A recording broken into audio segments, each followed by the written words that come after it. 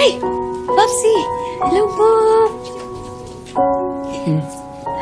Nay, tingnan niyo po, ang dami pong binili ni Miss Dara ng mga damit para sa amin. Ang ganda-ganda po. Oo nga. May dala rin yung nanay mo para sa inyong lahat. Talaga po? Ano po yun, Popsi? Tinapa. Tinapa. Paborito mo yan, di ba? Ano, para sa kanila rin. Ay, na-miss ko to. Tinapa? What's tinapa? Ah, it's like tapa. Wrong answer. It's a fish. Sige. Mauna na kami. Eh, kakarating niyo lang po. Ayaw niyo po bang magstay saglit? Hindi.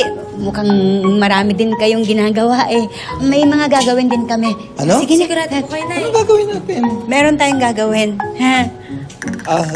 Sige, anak. Ingat ka, ha? Love you, Nay. Bye, boss! Nabiyo Ingat niyo. ka, anak. Thank you po sa tinapa. Ingat po. Share ko po to sa Sige. Ingat po kayo. Ingat din. Thank you po. Love you. Love you.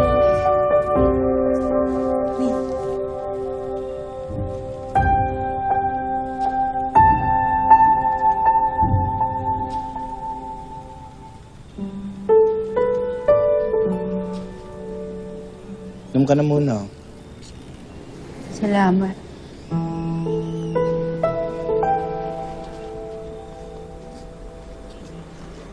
Bakit hindi mo tinuloy yung pagbigay niyan?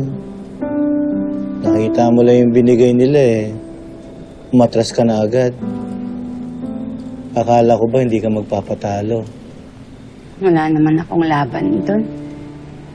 Hanggang ngayon, wala pa rin talaga akong laban kay Dara. Bebe ko, Hindi pagkatalo ang tawag doon sa ginawa ko. Pagpapabayad. Nakita ko naman kung gaano kasaya si Jenny kanina. Alam ko, masaya talaga siya sa tinatamasaan niya ngayon. Unti-unti na nga talagang natutupad yung pangarap niya. Kasama yung mga taong makakatulong sa pag-abot nun.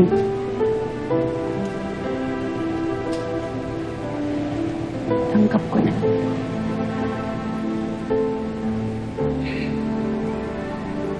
Kung si Dara ang paraan para tuluyan niyang matupad ang pangarap niya. Sige.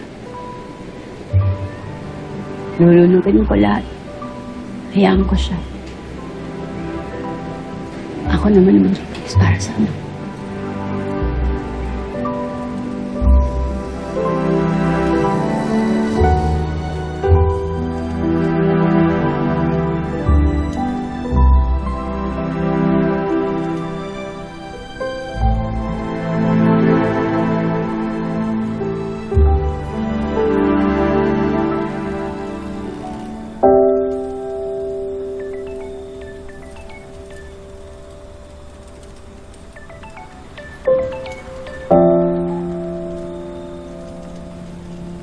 hello, Jenny, anak.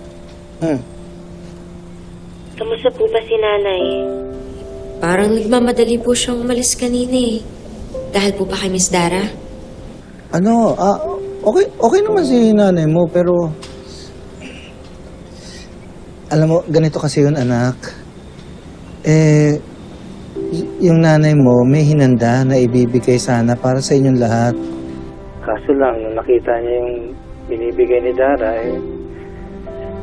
biglang nanghina yung loob niya. Hindi na niya tinuloy yung pagbigay. Eh, ano po ba yung mga yun? Tsaka, bakit di niya binigay? Para naman hindi mo kilala yung nanay mo. Ma-pride yun. Si Nanay talaga. Eh, Papsi, nasan po ba yung mga ibibigay niya?